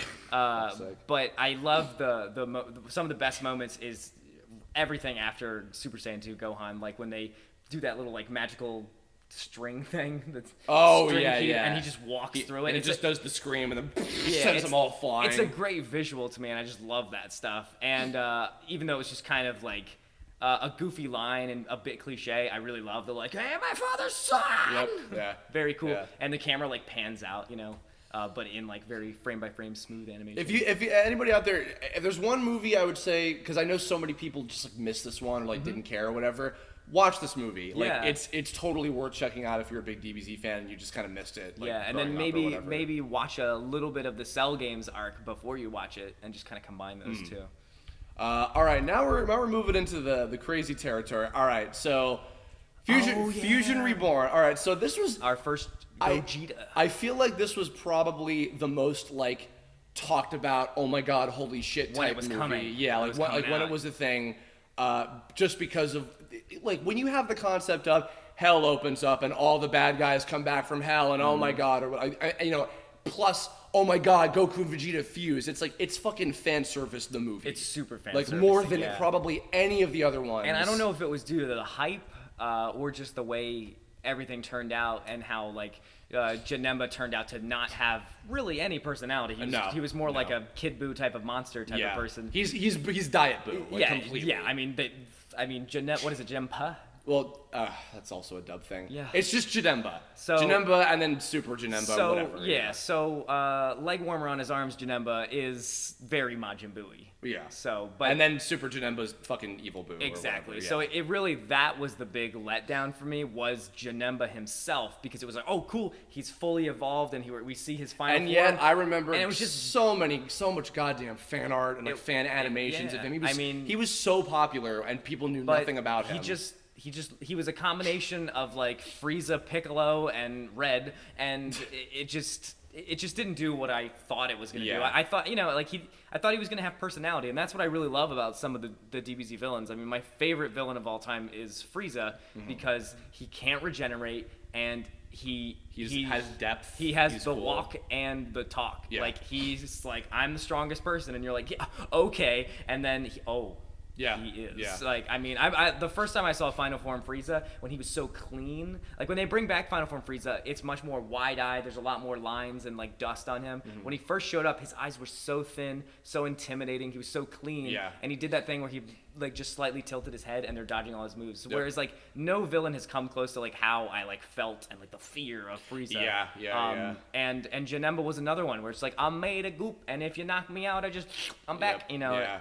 And I felt like Final Form Janemba was barely in the movie. Yeah, I mean, well, okay. What I'll definitely give this movie credit for is it is a lot of fun.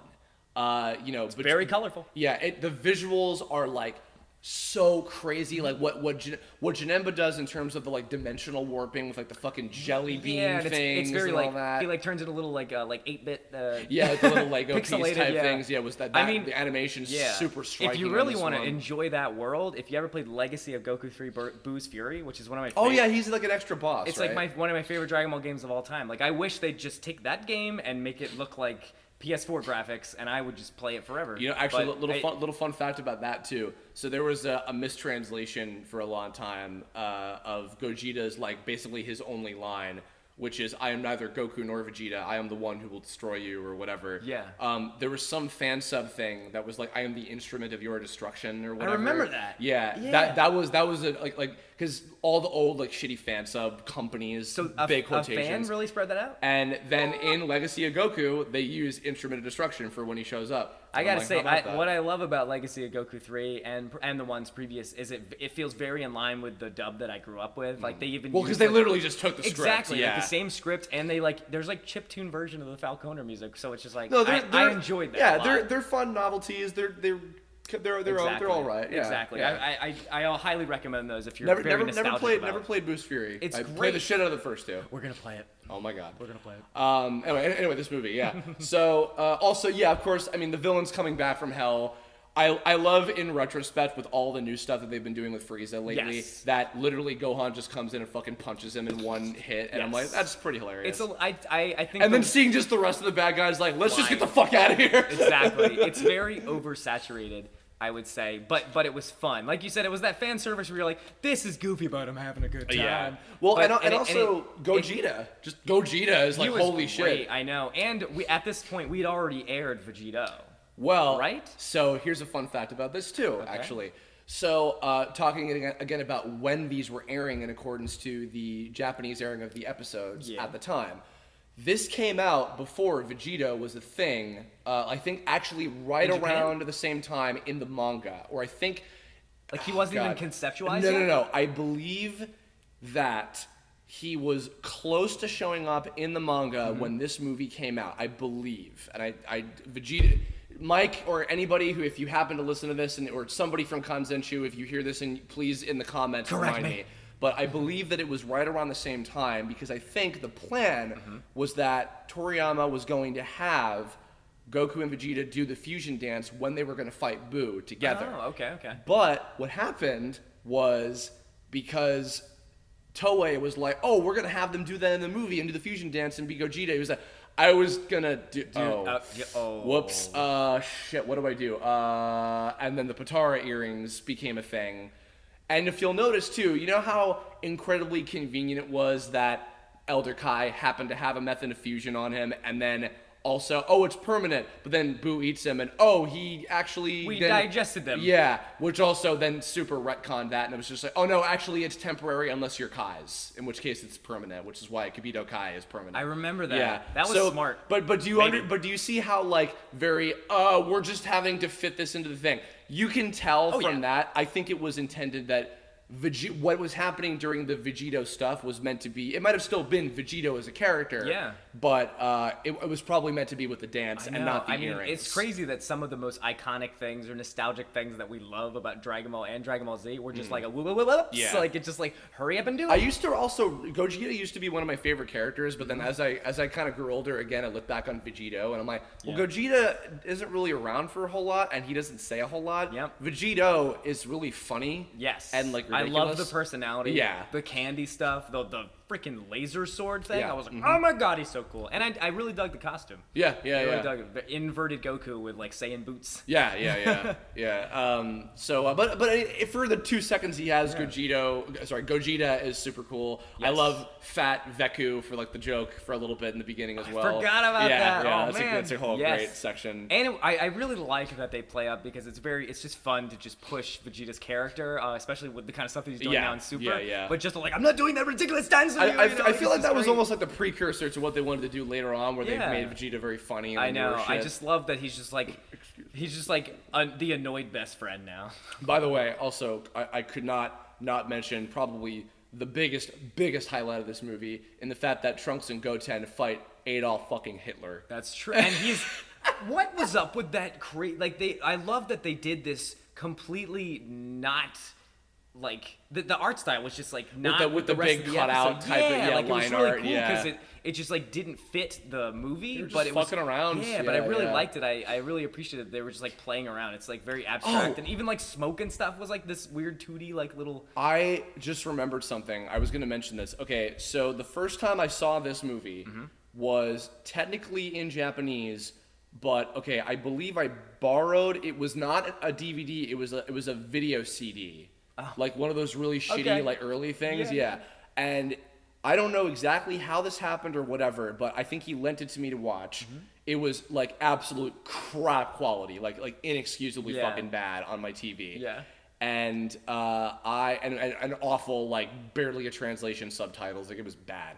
And I think maybe something fucked up with like the audio track where there was the Chinese dub or something, or I believe it was Chinese. It was another track, and they were playing on top of each other. So I'm hearing two different languages of the same thing at the same time.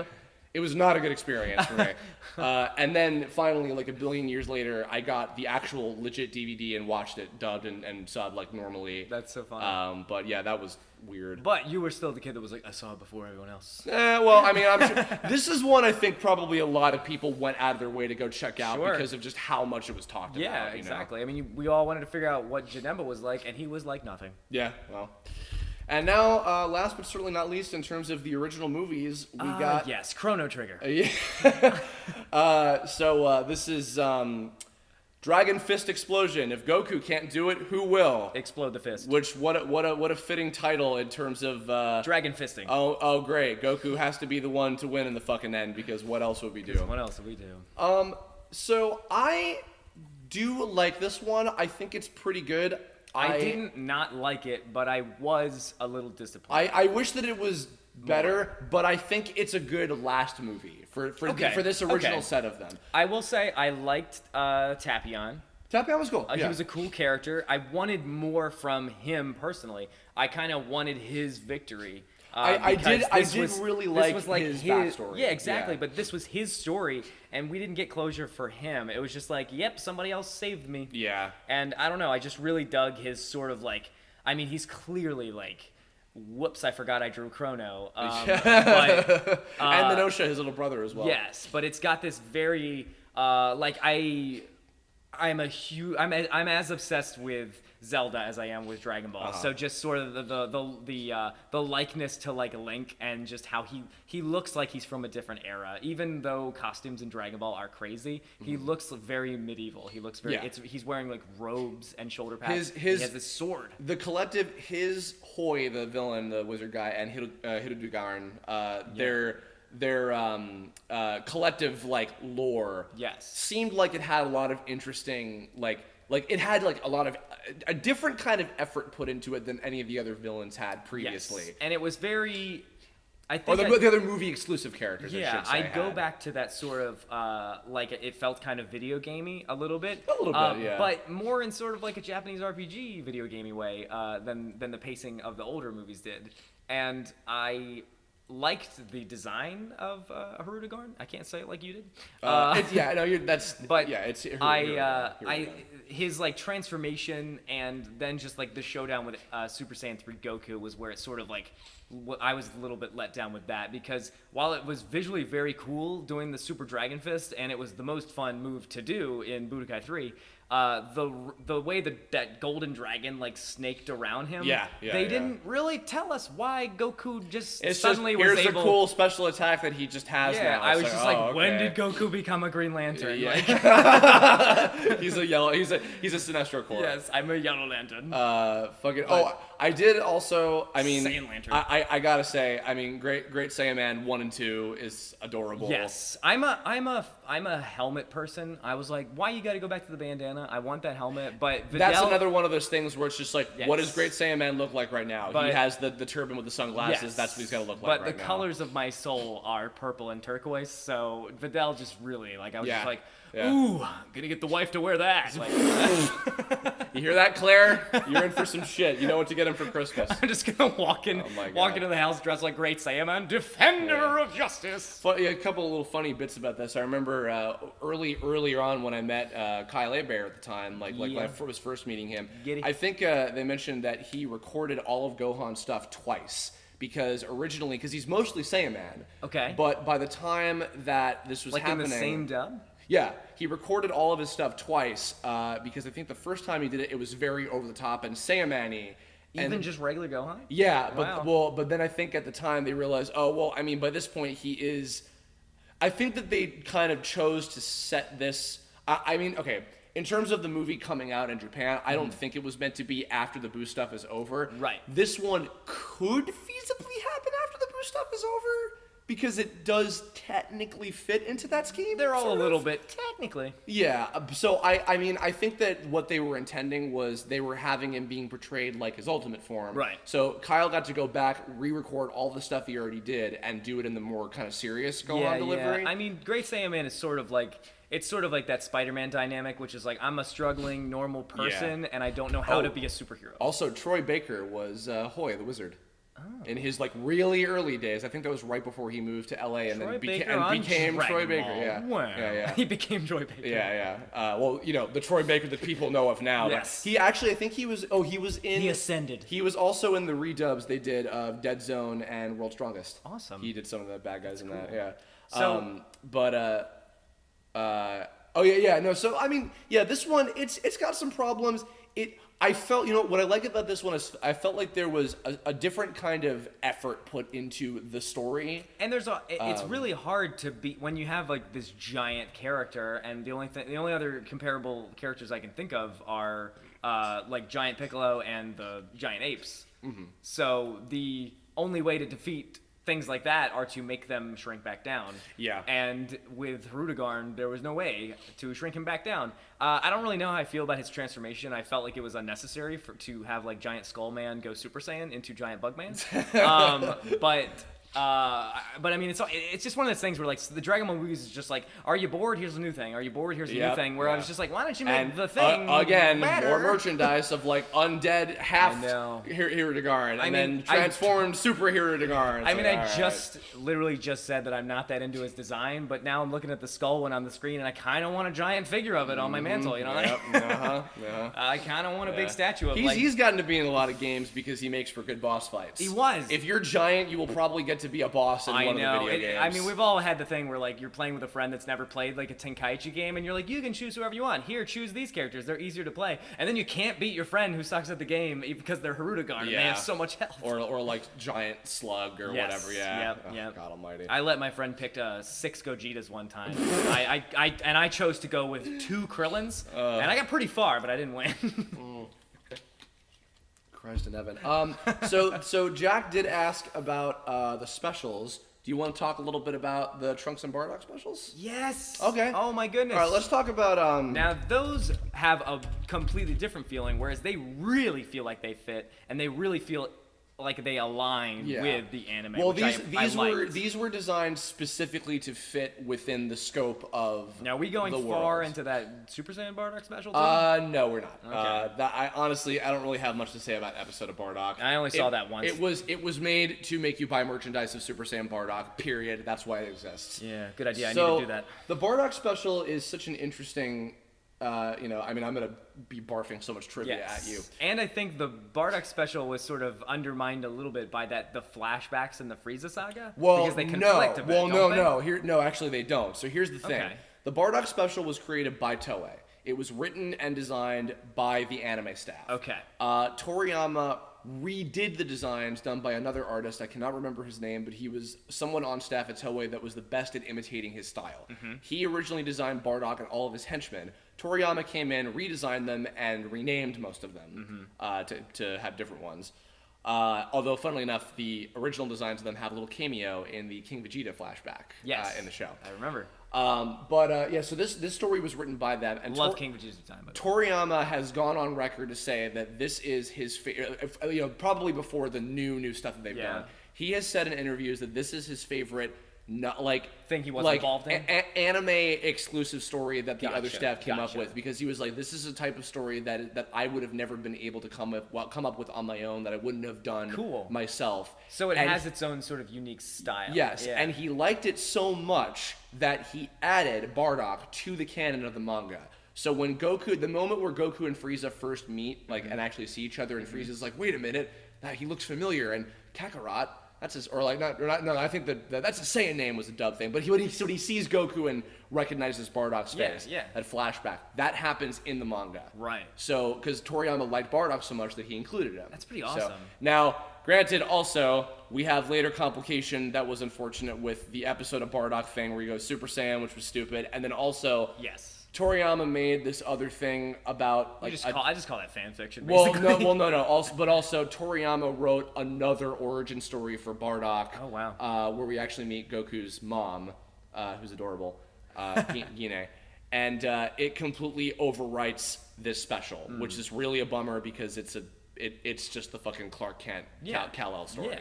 I mean, one of the main things, and it's like part of the design of Bardock, is how he wears the bandana. Yeah.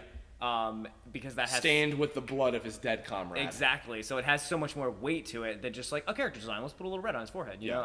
And I just really loved that storyline.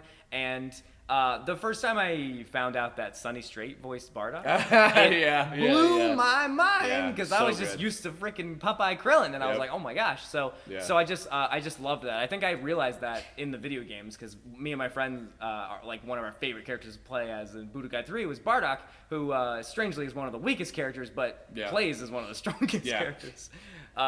But I just love the arc of the storyline and the way he confronts Frieza.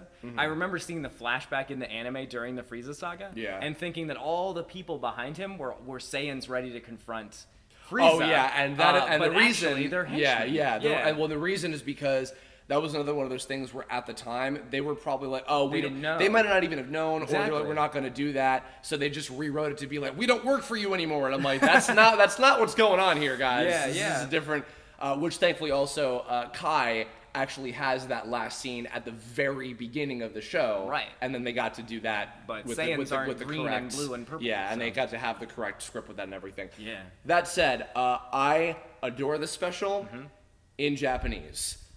It is really unfortunate that both this and History of Trunks are never going to get a proper full redub like the way Kai did because they didn't get a Kai release. Okay. Which really sucks because So I guess where would they air it? It would just be like its own DVD, and that would be a bit. Well, they have re-released them. They've done like the Blu-ray sets with them where they have the Japanese music back in. Because these were these specials were dubbed during that era where Funimation was like licensing music from like rock bands and shit. Like I remember Pantera. There's a and Disturbed Drowning, song Disturbed in and Drowning Android 13. Pool and Oh all my that gosh, shit. Yeah, it's so funny, so awful. Love it. But yeah, no. I think the one consolation is that Bardock. We had the Kai redub scene. Yes. We've had some stuff in some of the video games. And in Xenoverse 2, we got some History of Trunks stuff redubbed for some of the cutscenes, which was nice. History of Trunks. Yeah. I kind of forgot that we were going to go over that one because I don't so much count as a movie as much as he said the movies special. and specials. Yes. Well, let's finish up my Bardock favorite, before we get to Trunks. Oh yeah. So yeah, Bardock, this special is super cool. It's a great, like, well-paced story, like really cool stuff, like really interesting expansion of the lore and like world building and like some of the early stuff with Frieza sensing about like how the Saiyans are gonna fucking overthrow him and etc. I love it. I love it in Japanese with the proper story. Exactly. And there's something unique and very like non-Dragon Ball-y, but it's been in other types of cinema, whereas like an alien person will get in their dying moment will give sort of a telekinetic or a psychic ability to a person, almost as a curse, which is what happens to which was very cool to Bardock. But that's happened in cinema, but not Dragon Ball. Like that doesn't feel like Dragon Ball. And in that moment when a character is given like such a psychic ability, you know they're either gonna lose the ability or they're gonna lose their life. So you pretty much know that. Obviously, we already knew Bardock was gonna die from the start. Because he's not around, and you see in the anime that he blows up into a fiery inferno, but that moment just like in terms of like storytelling, which is really powerful, because it was sort of like blessing and a curse. Now you know future and past. So, very awesome, and it's sort of you get to see that humanizing of the soldier Saiyan, where it's like maybe they're not all just like killing machines. Maybe they actually are following orders and stuff. Is great. It just also goes to show literally they're just like, oh yeah, I had a kid, whatever, who gives a shit. Exactly. And then not it's realizing crazy. like, oh, something cool is going to happen with my kid later on. He has a future and he's going to change everything. All right, well, and now History of Trunks. So other little bit of backstory on this too, actually. So this had a short chapter in the manga that the anime adapted from it. It's a little bit different. Yes. Trunks is already a Super Saiyan in it. Okay. And then the rest of it is just like Gohan gets killed by the androids and everything. This is a fucking awesome story. Yes, I mean this quick little thing. Yes, I mean we get young Trunks. We get some backstory explanation of how he is with his family, which further explains his relationship with Vegeta when he meets him when he comes back to the future. Yeah. We get the one-armed Gohan, which is like the coolest Gohan. thing ever. Yeah. We should get like one-armed Kamehamehas and stuff. And the design of Gohan is different from future Gohan and very similar to it just works. Like he looks more mature, he looks older, and it just makes a lot of sense based on what that Gohan went through of what he would turn into. And it's just awesome, like alternate storyline that I just love.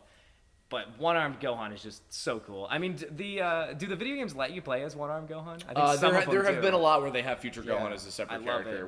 Where Kyle's finally gotten to be Future Gohan. Because at the time, Teen Gohan wasn't cast yet, and at the time, Damian Clark's Cell was Future Gohan. I enjoyed this portrayal of Gohan he was a lot. pretty good. It was so powerful. So many great images. The fights are like real intense. There's awesome colors in this, but like it's contrasty. So there's a lot of like blues and greens in the rain and in the destruction, but it's not as like boring as when we're talking about like the Broly movie, where it's just kind of like these flat environments. It's like it's awesome, and we're even right now looking at some of the images of when Trunks is standing in the rain, and there's a lot of pink and red light reflected on him, which is fucked up. That scene. It's so 80s. I love it. I gotta say too, I was so happy that Xenoverse 2 had a recreation of that scene for Eric Vale to get to redub, because it was such a bummer. Again, this was that era of we have to make people talk over and over, because the scene where Trunks goes Super Saiyan in this is one of the coolest, most dramatic things in all of DBZ ever. And in the dub, they made Trunks constantly fucking talking and talking and talking and talking. He did say quite a bit about how he felt about Gohan. Literally in Japanese, he just says Gohan like a few times and then just does the scream. It's super dramatic. It's probably a little melodramatic in that moment, but I did really like that. And the things that he says to the lying Corpse. dead Gohan, which actually there are moments when you get shots of like a blank-eyed Gohan while dipped in the water. Yes, dipped in water. Gross. Like it's amazing. Fucked Great up. visuals. It's a lot like more rated R than DBZ has been. And just the moment of Trunks' transformation is so good. One of my favorite things is when you see his hair stand on end and it's still gray, and then it zooms in on his hand and he's pressing his hands, and the blood is and there's coming out. blood coming out. Like I'm like, that's amazing. Yeah. I love that so much. No, and just the scream he lets out, and then he just slams the ground. Yeah. Just, Eric's scream was good. Oh, absolutely. It's the shit that they had to make him say leading up to it that was annoying. I'll say what he had to work with, he did an amazing job. Yeah. And you get to see like kind of that age disgruntled Bulma, and just a great arc, a great setup, and if you've already watched a lot of the Android Saga, it like plays in well. But it would be curious of what it'd be like if you'd never seen the Android Saga and you watched this first. That'd be a great setup, especially if you watched this and then watched Trunks versus Frieza, looking at all the characters. I'm such a dipshit. Looking at all the characters. I should have done that. I have my neighbors who I got big into. Well, my neighbor Dan was a big DBZ fan growing up, and his now wife Lauren. She didn't grow up with DBZ much, so I gave them all my Kai box sets and binged through it. Now she's big into it, and she was really looking forward to the Trunks stuff because it involves time travel and they love Doctor Who and shit.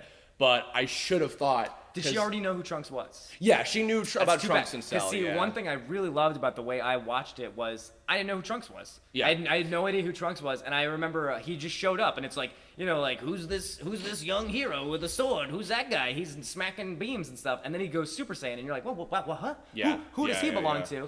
And then one of my friends was like, he's Vegeta and Bulma's son, and I was like, that doesn't seem likely. Actually, I remember hearing at one point, I think I told the story on like another old DBZ Kirblog, but Mike Lucas, I think at one point told me he thought that Vegito was the son of Bulma and Vegeta. Nice. Like, cause we just. I think I thought that Gotenks was like a separate kid. Like someone's kid. We just didn't even realize what the whole stuff was, and then of course Trunks was like, oh, it's Trunks. Yeah, okay. You just make up stuff in your mind. I love the special. Yeah, and the dynamic and the comparison of the two Trunks, but they are the same Trunks, which is. The Trunks that I first saw, which is this guy that I don't know who he is fighting Frieza and just slicing and dicing like it's nothing, straight face, smacking beams, like saying snarky stuff when he catches his sword, all this cool stuff. then you go into this storyline, and he's smacked around. He can't do anything against the androids, and I just love the difference because it shows how powerful he is in one timeline against what we thought was the strongest thing in the universe, Frieza. Yeah. And he just brushes that aside. Dead. Yeah. But then against the, he gets one punch from Android 18, who is weaker than Android 17, and just slammed. Nothing. I love it. Those were good times. I want to rewatch Trunks again. Have you seen any of the other more recent specials? Have you seen like, the return of Goku and his friends, or like with Vegeta's little brother? I did. Did you Very see that? strange. Yeah. It has a lot more of the more recent vibe of DBZ, which is sort of like, it seems like they're trying to go back to the old age of Dragon Ball. A little more humor, a little more story. Sadly, never got dubbed. Was a bummer. Would have loved to see that. Yeah, I remember the first time I saw it, I thought it was like a fan project. Nope. Because it has this sort of more recent animation, which I like in a different way. But I just nostalgia. I like that old messy. Yeah, of course. Look. It was a nice preview of what was to come with Super. Certainly. Exactly. Yeah. Do they dabble in these characters in Super? No, actually, I think that they might have just like not even bothered with any of this. Like there was Tarbell, the little brother, was in like actually that same video game with all the movie villains and everything. He never ended up being in any other stuff later on, really. He was mentioned in Battle of Gods like for a second, and then they just didn't really do anything else with that. Yeah, I got the sense of him in that in the tournament saga.